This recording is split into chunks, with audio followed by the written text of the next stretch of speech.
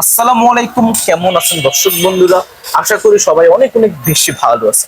আমরা আজকে অবস্থান করছি ঢাকা শ্যামবাজার পেঁয়াজ, রসুন, আলু, আদার পাইকারি আড়ত থেকে। আমি ইমন খান আপনাদেরকে জানিয়ে দিব পেঁয়াজ, আলু, আদা, রসুনের সঠিক নিউজটা। দর্শক বন্ধুরা সাথে থাকুন এবং আমাদের চ্যানেলটি যারা নতুন দেখছেন অবশ্যই সাবস্ক্রাইব দিয়ে অন করে রাখবেন এরকম নিত্য পণ্যের খবরাখবর দেখার জন্য। দর্শক বন্ধুরা এটা না টেনে সম্পূর্ণ দেখতে থাকুন, সবার কাছে অনেক বেশি ভালো লাগবে। আসসালামু আলাইকুম। ওয়ালাইকুম সালাম। তো কেমন আছেন? আছি ইনশাল্লাহ, ভালো আছি। শরীর স্বাস্থ্য ভালো আছে? হ্যাঁ, ভালো আছে। এরকম মার্কেটে পেঁয়াজের আমদানি কিরকম? আমদানি কম। আমদানি কম, হ্যাঁ। হ্যাঁ, বেচা কিনা কি অবস্থা? বাজার তেমন একটা বাড়ে নাই, যে আমদানি কম আছে আজকে।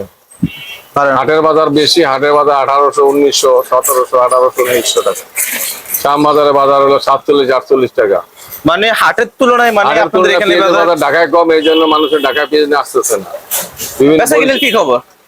বরিশাল, চিটাগাং, সিলেট, চৌমনি, ফেনী সব জায়গার বাজার বাড়তি। আলুর ক্ষেত্রে আলু বাজার কমতি আছে, বাজার 13-14 টাকা আলু বিক্রি হইতেছে স্টোরে আলু। 13-14 টাকা, হ্যাঁ। হ্যাঁ, এই যে আমরা দেখতে পাচ্ছি যে পেঁয়াজ, এটা হ্যাঁ, এটা কোন জায়গার পেঁয়াজ? এটা ফরিদপুরের পেঁয়াজ। আজকের বাজারে কত চলছিল? এটার নামছে বেচি নেই, এটা 50 টাকা দাম চাইতে আছে। 50 টাকা, হ্যাঁ, চলছিল, হ্যাঁ। পেঁয়াজের বাজার আগ থেকে একটু বৃদ্ধি মনে হয়। 1 টাকা বেশি, গতকালকে যেটা 49, এটা 50 টাকা দাম চাইতে, বেচা কেনা আজকে একটু বৃদ্ধি, হ্যাঁ। এই যে রসুন, এটা কোন জায়গা দেখতে পারলো? ওইটা শিবচর রসুন। এটা কত চলছিল? এটা 60 টাকা। 60 টাকা। আর এটা একই রসুন, হ্যাঁ। এটা একই রসুন। এটা কুচির মাথাটা কত চলছিল? কুচি এগুলা 58 টাকা, এগুলা 55 টাকা। হ্যাঁ। কুচির মাথা এটা কত? এক সপ্তাহে কেমন ছিল? এক সপ্তাহে কেমন ছিল দামটা? এরকমই ছিল, এগুলোর দাম বাড়তি কমতি হয় না। নাটোরের এটা? ওইগুলা সবই একদমই ছিল, গত 15 দিন, 1 মাস 2 মাস ধরে একই দাম। মানে আলুর বাজার মানে এতই আলুর বাজার স্থির আছে আজকে 1 মাস ধরে একই অবস্থার মধ্যে আছে। অবস্থা, হ্যাঁ। 1 টাকা বাড়ে কমে। এটা কত চলছিল? এগুলো বললাম তো যে 15 টাকা, 14 টাকা, 13 টাকা। কোন জায়গার এমনি? এগুলো সবই জয়পুরহাটের আলু। সবগুলো জয়পুরে? রাজশাহীর আলু আছে নাকি এখানে? রাজশাহীর শ্যামবাজার আসে না। এই যে কাকু আলুর দাম দেন মানে এতই সস্তা যা বলার ভাষা নাই। তো কৃষক কি তাদের ন্যায্য দাম পাচ্ছে নাকি? কোনো কিছুর ন্যায্য দাম পাচ্ছে না, কৃষকের জন্য হাহাকার। আর যেগুলো মানুষ কৃষক কিনা খাবে এগুলোর জন্য হাহাকার। সারের দাম, বিছনের দাম, ধানের দাম, চালের দাম, তেলের দাম, লবণের দাম, প্রতিটা জিনিসের দাম বাড়তি। শুধু খালি কৃষক যেটা জন্ম দেয় এগুলোর দাম কম। পেঁয়াজের দাম, রসুনের দাম, আলুর দাম, যেগুলা কৃষক জন্ম দিচ্ছে এগুলোর দাম কম। তো এই যে মানে আলুর দাম মানে এতই ধানের কম। দাম কম, চালের দাম ডিফারেন্স হলো 10 টাকা কেজিতে। ধান আর চালের ব্যবধান হলো 10 থেকে 15 টাকা। হ্যাঁ। ধান যে দামে বিক্রি করে তার 15 টাকা বেশি দামে চাল কিনা খাইতে।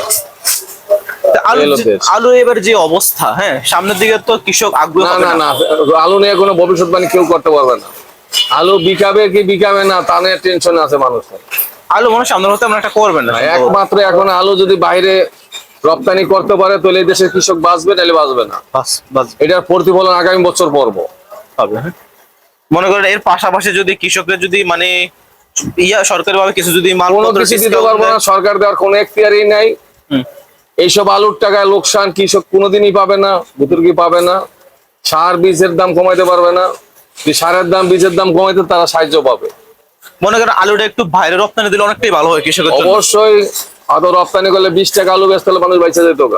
এখন মনে করেন বড় অঙ্কের লোকসানে পড়ছে পাইকার, ব্যাপারী সব। আমরা মানে মার্কেটের মানে পেজ দেখতে পাচ্ছি, হ্যাঁ, মানে আমরা কিছুদিন থেকে শুনি বাইরে থেকে নাকি এলসি পেজ আসবে। আসলে কি ভালো হবে নাকি? সবই গুজব। গুজব, হ্যাঁ, সব গুজব। এলসির কোনো আইপিও দিতেছে না, তো এলসি আসবে কেন? আগে তো বাংলাদেশ পারমিশন দিতে হবে, এলসি করতে হবে, তারপর এলসি আনার চিন্তা করতে হইব। মানে যদি আসে এলসি পেজ, হ্যাঁ, কৃষকের জন্য কি ভালো হবে না ক্ষতি হবে? আপনি কি বলেন? কৃষকের জন্য ভালো হইব, ভালো হবে, হ্যাঁ। তখন ইন্ডিয়ার প্রতি আকর্ষণ থাকবো না, যে ইন্ডিয়ার বাজারে মাল আছে এনে মনে কম দামে বেছে, বেশি দামে বেছে। আন্তর্জাতিক বাজার দেখবো কি বাজারে বেছে। কৃষকের যা ক্ষতি হতো হয়েই গেছে। ইন্ডিয়া আসলেও যা ক্ষতি হইব, ইন্ডিয়ার আসলে 70 টাকা কেজি হইব। 70 টাকা কেজি হইব। মানে ইন্ডিয়ান পেজ তো সবাই খাবে না, কথা বলেন। ইন্ডিয়ান পেজ খালি হোটেল রেস্তোরাঁয় লাগে, আর ওইগুলা দেশি মাল চলেও কম। মানে আপনার কথা অনুযায়ী মানে ইন্ডিয়ার পেজ যদি আসে তারপরে কৃষকের দাম কমার কোনো লক্ষণ নেই। এর কম আর কি বেচবো? লক্ষণ নাই, হ্যাঁ। 60 টাকা কেজি পড়ছে কৃষকের, বেচে লোক 45 টাকা কেজি, 48 টাকা। মানে আপনার কথায় যে কথা অনুযায়ী মানে আলুটা একটু বাইরে রপ্তানি দিলে কৃষকের জন্য ভালো, আর যদি পেঁয়াজ যদি বাইরে থেকে আসলেও কৃষকের জন্য ভালো, না আসলেও আসলে কোনো ভালো? সমস্যা নেই, না আসলেও সমস্যা নেই। সমস্যা নাই, হ্যাঁ। বাংলাদেশে পেঁয়াজ আছে, এতে সারা বছর চলবে। এই যে আপনারা তো মানে আলু পেঁয়াজ বা রসুনের ব্যবসাগুলো করেন, এগুলো কমিশনের ব্যবসা করেন না? হ্যাঁ, আলু থেকে কয় টাকা নেন? আলুতে নেই 80 পয়সা, আর রসুন থেকে? রসুন থেকে নেই 1 টাকা 50 পয়সা, পেঁয়াজ থেকে? 1 টাকা। এই যে মনে করেন মানে আপনার কাছ থেকে রিপোর্ট পেলাম, হ্যাঁ, রিপোর্ট দেখে কেউ যদি মনে করেন আলু পেঁয়াজ রসুন, হ্যাঁ, নিতে চায় বা দিতে চায়, হ্যাঁ, কয় বিক্রেতা? সপ্তাহে আমার যোগাযোগ করতে হলে দিতে পারবো, নিতে পারবো, সমস্যা ঠিকানাটা নেই। বলেন তো। কাজী এন্টারপ্রাইজ, হ্যাঁ, মেসার্স কাজী এন্টারপ্রাইজ, ঢাকা শ্যামবাজার লালকুটি। আর লালকুটি শ্যামবাজার রূপালী ব্যাংকের নিচে। কাকু আপনার নাম্বারটা বলেন তো একটু।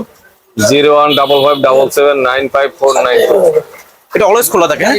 দর্শক, আমাদের স্ক্রিনে দেওয়া নাম্বারে আপনারা যোগাযোগ করুন যাদের আলু রসুন এবং পেঁয়াজ প্রয়োজন হয়। আপনাকে মিডিয়ার সামনে পেঁয়াজ এবং আলু রসুনের নিউজটা দেওয়ার জন্য আপনাকে অসংখ্য ধন্যবাদ।